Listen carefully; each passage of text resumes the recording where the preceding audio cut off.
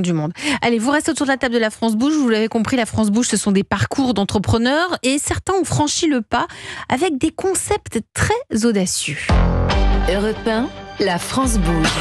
Elle a osé. Et oui, elle a osé, Marie Quéru, la fondatrice de L'Arrangeuse. Benjamin, peux-tu nous dire quelques mots sur L'Arrangeuse, Marie Quéru? Vous le disiez tout à l'heure, tu le disais tout à l'heure pendant le sommaire. Donc c'est effectivement son cabinet, mais c'est aussi un compte Instagram.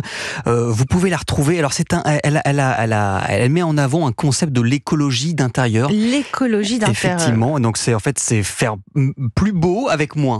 Plus beau très avec épuré, moins. très sympa. On va l'écouter. Bonsoir Marie Quéru. Bonsoir Elisabeth. Vous allez bien? Vous nous entendez bien?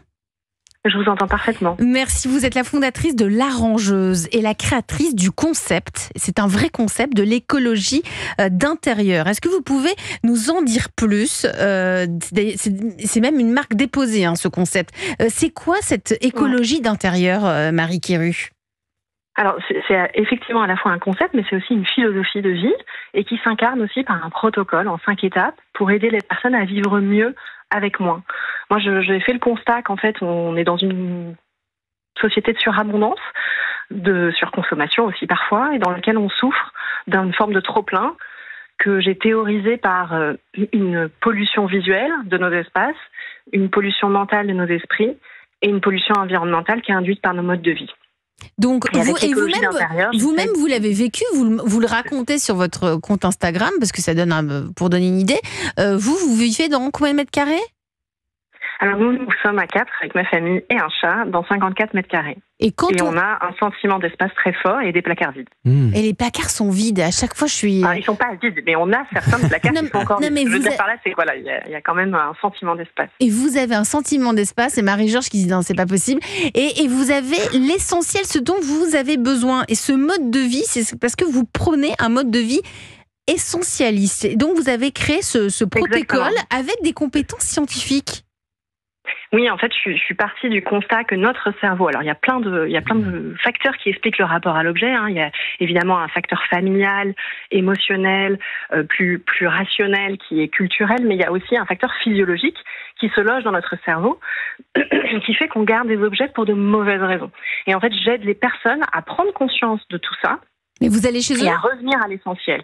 Non, je ne vais pas chez eux, je leur explique grâce à des formations en ligne, mon compte Instagram, mes ouvrages, je leur explique tout le protocole, comment on fait, sur quels critères on va se baser pour justement hacker un peu le cerveau, pour revenir à l'essentiel. Et c'est quoi un objet qui finalement n'a pas d'utilité, dont on n'arrive pas à se débarrasser? Est-ce que vous pouvez comme ça on comprend tous, on va tous penser à des objets finalement... Alors un essentiel justement, c'est pas forcément un objet qui est nécessaire, donc il peut être utile ou pas utile.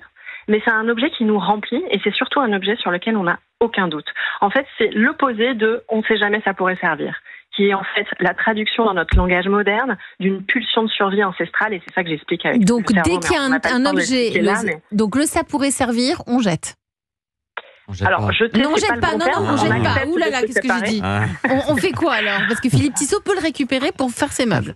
On décide de s'en séparer, en tout cas. On décide que ce n'est pas un essentiel. Ensuite, on peut voir comment, effectivement, on peut lui donner une seconde vie, comment on peut le recycler, comment on peut le composter et comment, en tout dernier recours, on va le jeter si vraiment on n'a aucune option.